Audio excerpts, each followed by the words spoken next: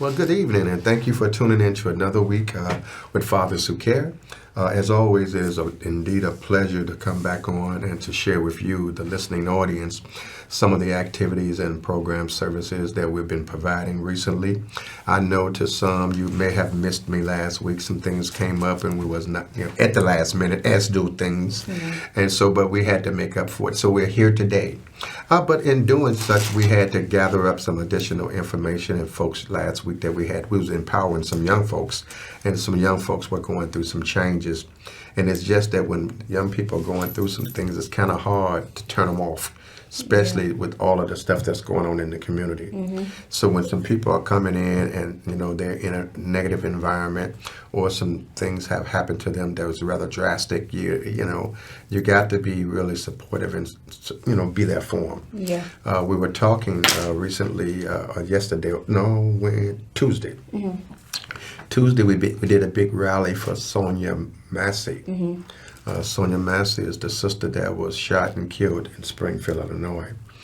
So we was on the west side at one of our community churches, and we brought folks from all over the country to come together, just to talk about life and the quality of life and empowering folks. Because in this day and age, you never know what's going to happen. Things happen with folks. I don't know why people do what they do. We're not against anyone. We're just about accountability. We don't think anyone should senselessly lose their lives. Exactly. Particularly for nothing. All right? We don't want anyone to lose their lives, period. But so much is going on in the world. But I'm wise enough to know that a lot of things that are going on because a lot of folks are experiencing a great deal of anxiety. They may be traumatized. They may be chemically dependent. They may be going through whatever the issues that they're going through. Who knows? But I'm trying to say that help is available. And what we want to do today is we want to particularly talk to our young people. And we're going to talk to Hinisha in a minute. We're so proud of what's going on in her life and the choices she's making and the journey that she's on. But this show is dedicated specifically on engaging and empowering our future leaders. As you know, I have made it a principle and a real mission of mine to empower and to create a succession, if you will. Meaning it's my plan to, even though I may be the elder in the room, and I thank God for being the elder is important to me, because I'm still here to talk about it. Amen. So many folks that come up with me may not be here today. So I'm really thankful to be able to have the wisdom and the understanding, and to be able to stay the course. Meaning to be able to be that light to folks who are in darkness, to provide the support to young people like yourselves to take it to the next level, to encourage you to promote things that in your lives that are beneficial to your growth, but most importantly to challenge you to be the best that you can be. It's important that we, through our intergenerational piece, it's important that we combine and share information with each other. So again, the show tonight is entitled Engaging and Empowering Our Future Leaders. But most importantly, I want to thank CAN TV for all of the support that you all have been providing throughout the years. This is home to me. I've been around so long now. When folks look at me, they look at me as being one of the elders of the old school. And I thank it because they put me in the same circle with the congressman. And if you look at the congressman with the energy that he has, I just love it. I love his energy. I love his tenacity. I love his commitment. His drive, his passion. So that I'm up under that, covering that banner. But then I'm also up under the banner of some spiritual leaders of mine. Like Dr. Hatch and others. So I really put a lot of effort into my journey, and I put a lot of effort into my commitment to empower the young people who are going through the things that you all are going through. But I want to really set the tone, if I can, with you, to ask some serious questions this evening. So again, you're watching Fathers Who Care. Our number, the agency is 773, bam! 287-5821. 773. 287-5821. So when do the young people meet? Monday through Friday, we have weekly Thursday Zoom calls from 4 to 5, and we have sessions Monday through Friday where you can just come in. It's like a drop-in center.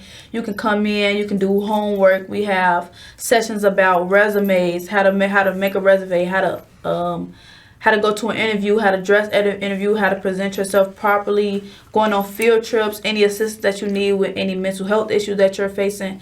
Like, we always have that stuff within the youth council, and it's like a drop-in center, just somewhere that you can come and you can feel safe and know that you'll always be heard.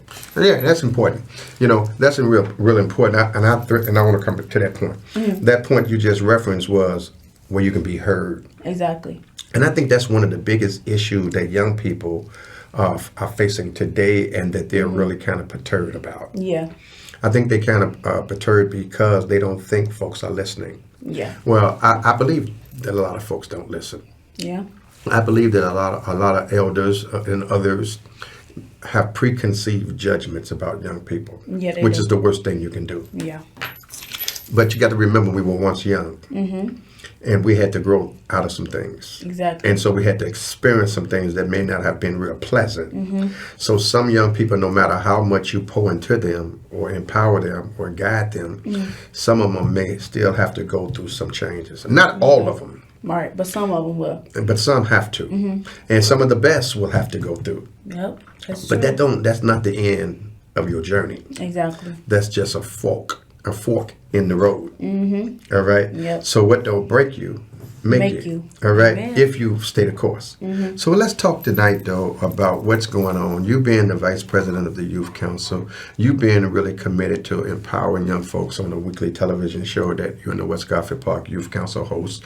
Thank you, CAN TV, for looking out for these young people, because we've been doing this for so long, and it has always been a vehicle for young folks to have their own expression. I'm talking about seriously. Mm-hmm.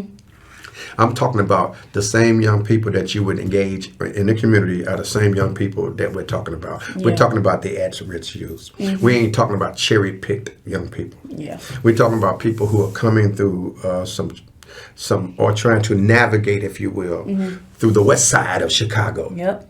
I'm talking about some folks who unfortunately have become accustomed to some negativities in their community, but still opted to do the right thing.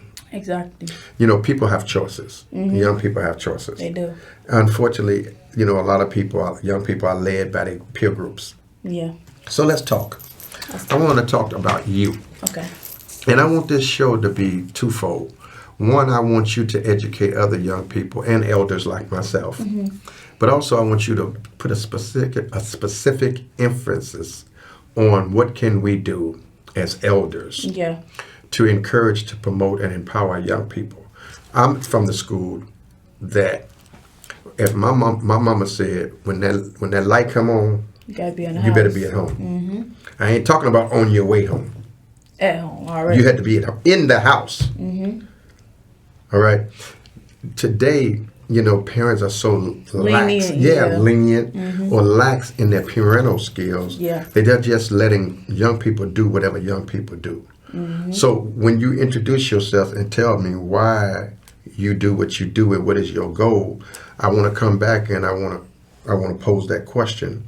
Why are parents today less involved in the lives of their children than other parents? But start off with, who are you and what is your purpose, or what's your goal, or why are you so compassionate in being that beacon of that servant or that in-between for other young people? Why are you so committed to that? You ain't got to do it. Right. But why do you do it? Okay, so my name is Hinisha Malone. Sure. Again, I'm the vice president of the West Garfield Park Youth Council. And my goal, well, first, why I do what I do and why I'm so passionate about helping young people is because there's always a young person that needs some type of guidance. And since there's such a gap, an intergenerational gap between the elders and the young people right now, it's they don't really want to listen to the elders, and just like the elders don't want to listen to them, the young people, sometimes they don't listen either. So I feel like when you have somebody that's talking to them that's closer to them in age, they're more likely to to listen, and they're more likely to be influenced by the things that you're saying, because like, okay, we're in the same age group. Maybe what you're saying is true because we go through some of the same stuff. We're in the same environment, go to the same school. So there is some truth in what you're saying. So that's why I'm really passionate about it, because a lot of the young people, they really need guidance. And since I have a lot of role models in my life, such as my parents, my grandparents, my aunts, my uncles, like I have a lot of role models who teach me things that I could pass on to people because of the intergenerational gap. So I feel like that's why I'm passionate about it, because I can be like a vessel for them instead of being like a elder who could teach them. I have people that's teaching me, and I could teach them. So that's why I'm passionate about it. Well, and thank you so much. But what is your goal, though? Okay. What is it that you would like to do? Okay, let's go. Okay. So let's say, let's go with this. Let's envision, all right? Okay, envisioning. What's your short-term goal? So we're gonna say short-term goal is, let's say, 2 to 5 years. 2 to 5 years. Okay, so I'm gonna graduate college. Wait, like that? My short-term goal, like super short, is probably me getting my real estate license. I'm gonna get my real estate license before the end of my freshman year of college. So I'm going to my freshman year this fall. So I'm gonna study to get my real estate license. Also, that's a short-term goal I have. And then yeah, those are my main 2 short-term goals. Within 2 to 5 years, I'm gonna graduate college and get my real estate license. Not graduate. Because now if you're going to graduate, let's be realistic. Mm-hmm. Now, graduate, do you mean matriculate? Do you mean pass? Do you mean, come from the sophomore to, I'll say from the freshman to the sophomore? Yeah, I mean like graduate in general. So like in 4 years, I'm going to graduate. So it's right. 2 to Well, 5 actually, years. you're going to graduate in 2 years because you're going to get an associate's degree. Right. Okay, yeah. So I'm gonna matriculate to my junior year for my sophomore year and have my associates, and then after that, I'm gonna graduate college and get my bachelor's. Let's go then. Okay. So you want to finish? You want to make sure that you take it from your freshman year To my to your sophomore year, and in that time span, which is not 5 years now. Right, that's 2 years. That's just maybe 1 to 2 years, Yeah, 1 to right? 2 years, yeah. So you want to have your real estate license, right? For Illinois, yeah. Right, which is a good goal. You want to maintain your grades. Yes, straight A's or A's Right, and B's. right, and then you want to be focusing on your next year. Yeah. Right, which will be your second year. Yep. And so that's your your short-term goal. Yeah, right? that's my short-term. So let's work it that way. Let's go 1 to 3 years then. Okay, Let's go 1 that to way. 3, okay. For short. Okay. Okay. So 1 to 3 years, I will have my associate's degree in education, and I will have my real estate license, and I'll have a car. Okay, and you will be graduating Yeah. with your associate's degree. Yep. And then you're gonna go and you're gonna move further because now you're gonna pursue your bachelor's degree. Yep. So let's say now we're talking about from now when they did the 1 to 2 to 3 years, now from the 3 to the 5 years. Okay. All right. Yep. So now we're talking about the 3rd to the 5th year. Now you're talking about what? Okay, so for my 3rd to 5th year, so I have a goal that I want to buy a property, probably like by my junior year. I want to buy like a complex, and I'm gonna save, and I'm gonna like build my credit by this point, and I'm gonna have my real estate license for over a year, probably 2 years by my junior year. So I'll have that, and I want to buy a property and get a loan. But then once I sell the property to somebody, well, not sell it to somebody, but rent it out, I'll be able to pay the mortgage and pay the loan for the complex. So that's what I want to do by my junior year. I want to have a property by my junior year in college that I can like. So you want to be a landlord? Yeah, kind of. I want to be like a real estate investor. I like that. Yeah. A real estate investor. I like that. So now we're working in the 3rd to 4th year, right? So now you're getting ready to matriculate and get your bachelor's degree, which is 4 years, 120 hours, all right? It's 60 hours for this. Wait a minute, no. Yeah. 60 credits for the associates, and then 120 for your credits bachelor. for the, yep. All right. So there you go, right? So now we're looking at 4 or 5 years, right? Yeah. So now you're going back to go for your doctorate. I'm going to take a master's program because I'm going to be Your a master's, teacher. that's right. Thank you, your master's. Yeah, I'm going to take once I become a teacher, I think I'm going to do the, it's like an online class that you could pay for and have your master's. And I think when you go into CPS, they pay for your master's class. So I'm going to get my master's degree in education also. And if I can minor in something during my master's, I'll probably do marketing to help with that once I'm doing real estate, so that'll help me also. How about going to the education field and also, I like where you're going. Remember your initial goal was your real estate. Yeah. So each year you got to be putting in additional information, additional knowledge to that field. Because that's your career now. Now you go into you're going to aspire for your educational attainment, but now your real estate is your that's the real goal. That's your backbone. All right, that's your money. All right. Now you're getting the education so you can stay astute to what you need to. Exactly right. And have your credentials. But if you stay true to the real estate side, you start off with the one property, then you get another property, then you get another property, then you get another property. Yeah. And then who knows? That may be your real passion. And so now you're 25, 26 years old, and you're a tycoon, a real estate tycoon. Yes, that's my goal for that too. Like by the time I turn like 25, 26, I'm gonna been in real estate for about like 4 years at that point. Probably like 26 to 28, I want to have my own house. Well, you're already going to have that. Yeah, okay. Because you already been investing. Exactly, so I'm going to have it. So now, once you did all that, you're already investing.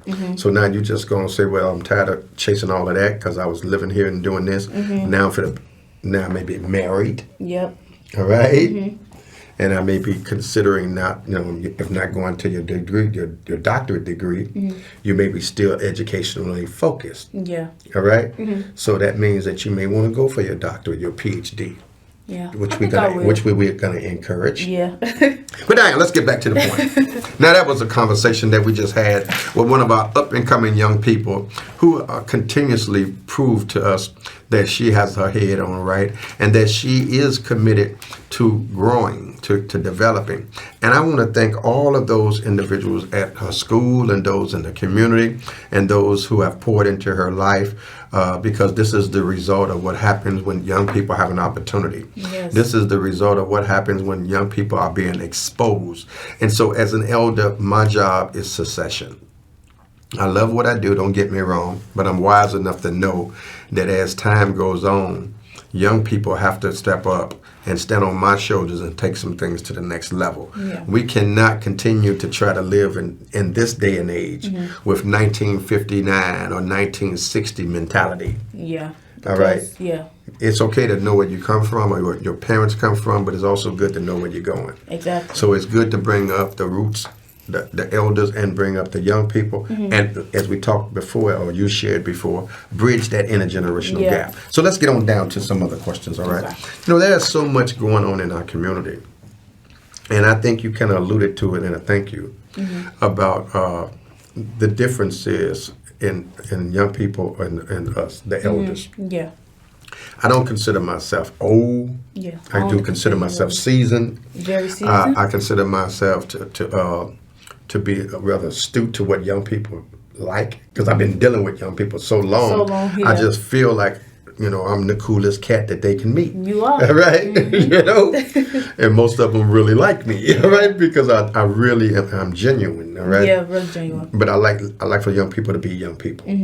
I like to be able to educate, but I want you to be you. And then to have an opportunity to express and be comfortable talking to me. Right. I don't want you to not be able to talk. I want you to be able to talk in our groups and personally about anything you want to talk about. Yeah. So talk to me now. What is the issue that is negatively impacting the relationship between young people and elders?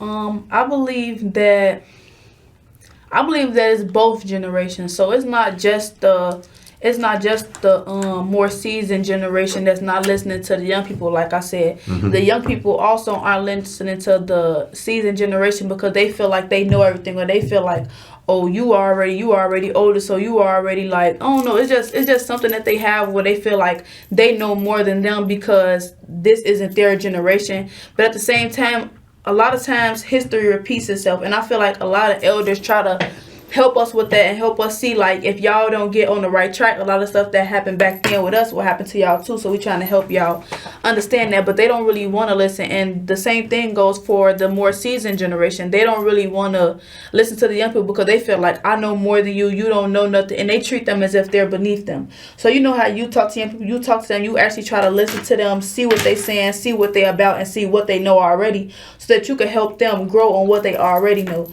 But with other people of this more seasoned generation, they just make like, okay, you just gonna listen to me and that's it. And they make like they know everything. The young people don't have my way or the highway. Yeah, my way or the highway, exactly. So that's how some people are with the young people. So it makes them feel, it doesn't make them feel heard. So it makes them not want to have any relation to the more seasoned generation, unless it's just like select people. Like everybody that's met you that I know, they've never said anything bad about you because you always give them good advice and stuff like that. So it's like when there's more people from the more seasoned generation that's actually pouring into them and not talking at them, but instead talking to them and letting them talk to you also, I feel like that's what will like bridge that gap by not feeling like the younger generation not feeling like, oh, you don't know nothing because you older, or then the more seasoned generation saying, I know more than you just be quiet and listen to me. Okay, so, and I think we got about 5 minutes, and I want to hit you with a couple of questions. Okay. And then I want to congratulate you on being able to take your life into another level. Thank you. And congratulations. Thank you. Everyone don't have the desire to grow, so Yeah. I commend you. Thank you, Daddy. Keep growing. I will. Okay, so what are some of the issues and concerns that young people are facing these days in relationship to substance abuse and senseless violence? What are young people going through? A lot of young people are going through the age of drugs. Like, I feel like drugs are getting real heavy. I'm not saying it never was, but it's getting to a point where they're popping pills that's laced with things such as fentanyl. Have you heard about like the deaths that's going on within the young people because of things like that? Yeah, I've heard of it, and I've heard of young they lacing stuff with fentanyl, Yep. and I've heard that some folks are trying to use different quick ways of getting high. Yeah. And I understand the issues with the opioid crisis, and I also understand the issue with lacing marijuana, Yes. and I also understand the issue with lace and with the stuff they be drinking. What they call it? Yeah, the liquor and stuff No, like the that. other one, what they call Oh, it? lean. Lean, right? And I understand that they be mixing different things in there. Yeah, they definitely And then I do. also understand that they drinking all kind of stuff All now. kind of stuff, all kind of medicine and stuff like Tylenol and stuff like that. And Cough they syrup. cough syrup, yeah. Cough syrup. And they mix it with different stuff to With- make with- them how Right. But anyway, so what's the problem? Why are they doing it? I feel like they're doing it, one, because it's a product of the environment, and if you aren't strong-minded and you easily influenced by a lot of stuff, then that's not a 10. When you are presented with things such as drugs and people tell you like, oh yeah, it's gonna make you feel good, it's gonna make you do this, it's gonna make you do that, then you're more likely to go and do that because you aren't strong-minded to think for yourself and think like what kind of effects will this have on my body, on my mind? Like, what will this do to me in the future? Will my body be right? Like, what's gonna happen? They don't really think long term when it comes to things like this. So I feel like that's one of the things. And then another reason why is a lot of mental health challenges that they're going through as well. A lot of young people have a lot of things that's going on within their home, within their environment. A lot of deaths going on within their families if they're affiliated with anything. They stressed out about school, getting work done. They stressed out about their future. They stressed out about like I said, at home, the parents. So stuff like that also makes them want to do that. Thank you for that, because I felt your passion. We got about a minute. Yeah. Talk to me and talk to the group right now that is watching. For additional information, though, give us a call at Fathers Who Care at 773-287-5821, 773-287-5821, or you can log on to fatherswhocare.org. Give us a call, and we'll definitely make sure that we keep you in the loop with some of our youth leadership and intern opportunities, developmental groups, youth council groups, our peer leadership group, our outreach activities, and the other. what can we do in closing to encourage someone, young person out there who may be going through something, who just need a listening ear, who just may need a little encouragement? Like, what would I say to them? To keep them encouraged, what would you tell them? I would tell them that, like, one bad day doesn't mean a bad life. So I feel like a lot of people have these bad days, and it makes them think less of themselves, less of their future, and less of the people around them because they had some negative experiences. So chop it up, because we got about 20 minutes. I'll say 20 seconds. Tell them where they can come to meet you. You can come to Father Who Care. You can contact us at 773-287-5821. Again, the number is 773-287-5821. And you can ask for me, Hinisha, or you can talk to Miss Princess. So what we're saying to you now is failure is not an option. It's not. And if it is to be, it must begin with me. So that means if you want better, you have to do better. Now I understand we go through some things. That's life. We go through it. And some things we have to go through some stuff to get to some stuff. So I commend you. But I'm also going to say to you, if you need some help, get the help. Yeah. I mean, you're never too old to get help, and we want to encourage you to get that help. So you're listening to Father Who Care. God bless you there. Thank you so much for all you do. Thank you, Can TV, for your support. Thank you for all you do to empower these young people. Yes. These young people need us. They're talking. We need to listen. So God bless you. God keep you. We'll see you next week. Listen, remember, peace be still. Be a blessing to someone's less fortunate. I'll see you on the other side. Good night.